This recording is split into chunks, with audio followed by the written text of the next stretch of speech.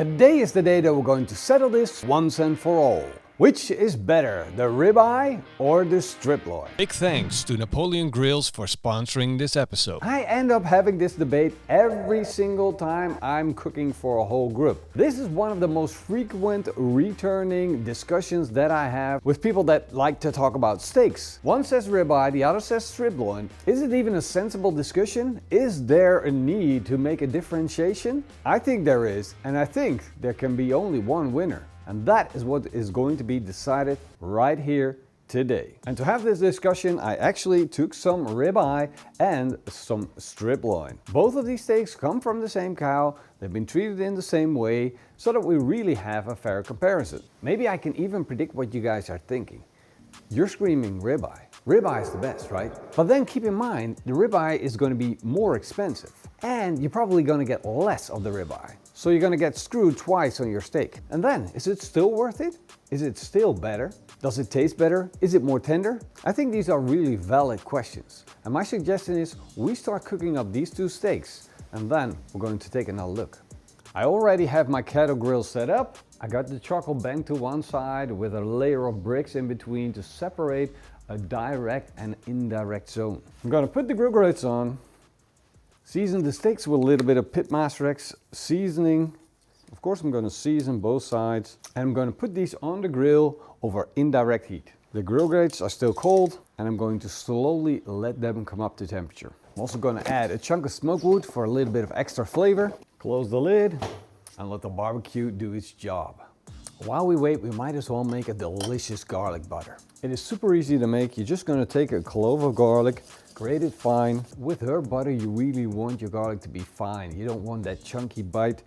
So dicing it up and making it real small is not the same thing as grating. You really have to go all in. Then add the 2 grated garlic cloves to 250 grams of butter. And instead of salt and pepper, I'm going to use the PITMASTERX Texas seasoning to season the butter. I'm going to add about a tablespoon of it, and I'm going to add some chives. I've got a fresh chive plant here. It's been here for a while and it was about time that I started using it, so this is the perfect opportunity. Chop the chives fine. That's about 3 tablespoons of fine chopped chives. If there aren't any big stalks still left, get them out. I'm going to take the zest of a lemon, and that's going to brighten the butter up. Because butter is quite heavy in flavor, and like with a vinaigrette, you add something acidic to the olive oil to balance things out.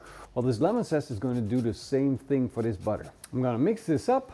The core temperature of the steaks is now 45 degrees Celsius, which means with these thickness of steaks, it's time to take them off and let them rest. This is the first part of what we call the reverse sear method. So I flipped them halfway through, we smoked them, they picked up an actual bit of smoke flavor. I'm going to leave the grill open, but I'm going to let the steaks rest in the meantime. I'm also going to open up the bottom vent all the way so that as much as possible airflow just runs through the grill. But these steaks need at least 5 minutes to rest because they're almost all the way cooked through, and once we hit them with the sear, they're going to be overcooked if we do it right now. So if you want to do it right, take some time. Time for that sear. I'm going to throw them on both at the same time. Got a nice sizzle, nothing too extreme. And with the Napoleon Kettle Pro grill, you have lots of distance between your charcoal and your grill grates. And if you think it's not going fast enough, you can just lower your grill grates.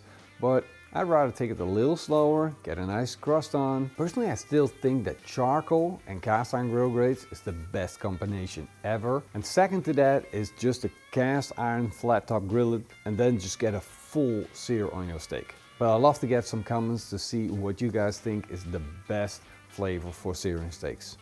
Look at that. Beautiful color. That strip loin is amazing. Ribeye, beautiful. You see that it takes a little bit more time, but you get a beautiful sear on the steaks. There we go.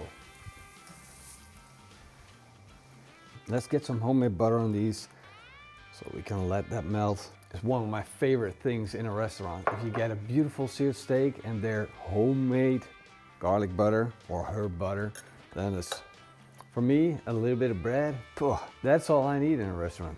Honestly, the bigger, the better, the more, the juicier butter, bread, steak, beer. That might be a really good restaurant concept. Right, I'm just gonna smear it out a little bit, rub it on a little bit. I'm just gonna cut these both in half. And to me, one of the things that stands out the most in this comparison is that the strip loin consists of one muscle and the ribeye consists of multiple muscles. And the main feature is the eye and the rib cap combined together with a thin strip of fat in between them. Well, they look pretty tasty and juicy to me. So the one thing that I'm interested in is the tenderness of the steak. If we do side by side, here we go. The strip loin is a perfect steak. It's tender, it's juicy, it's super flavorful. Now I'm gonna go in for the eye of the ribeye, and then we're going to compare the rib cap to the tenderloin. I think it's a little bit more tender than the strip loin, but not by much. Of course, I'm not taking into consideration the fat cap yet. The rib cap part of the ribeye wins this hands down. It's the tenderest part of the whole steak, so it wins from the strip loin on tender part. Now I'm going to focus on flavor. Funny thing is that rib cap wins again. The strip loin is really comparable with the eye of the ribeye, real close flavor-wise, real close tenderness-wise, but the rib cap wins on tenderness, the rib cap wins on flavor, and that's really cool. Honestly, I'm not really interested in the fat, but what I'm interested in is that piece of silver skin that runs underneath the fat. How tender is that, or how hard to eat is it, and which one then wins? First, the strip loin. Not a really big thing. Now the ribeye. Ribeye, same thing. You really can tell that this is a premium steak. It's not been grown too far. I think this cow was about 1.5 to 2 years old. So you don't really get that hard silver skin, that tough to eat bite. And both of them are fine. They're comparable. It's not standing out. It's not annoying. It's actually really good. If we take a look at flavor, if we take a look at tenderness, if we take a look at the fat and that little piece of silver skin, then the ribeye wins. But if you take into consideration the size, the price, then most of the time the ribeye is more expensive. For me personally, I would rather pay a little bit more, get a good steak. So I'm sticking with the popular choice, I think, the ribeye. But let me know what you think. Which one of these steaks do you personally prefer, and which one would you order in a restaurant because you think you get the best bang for your buck? Thank you guys for checking in again. See you in the next one. Cheers.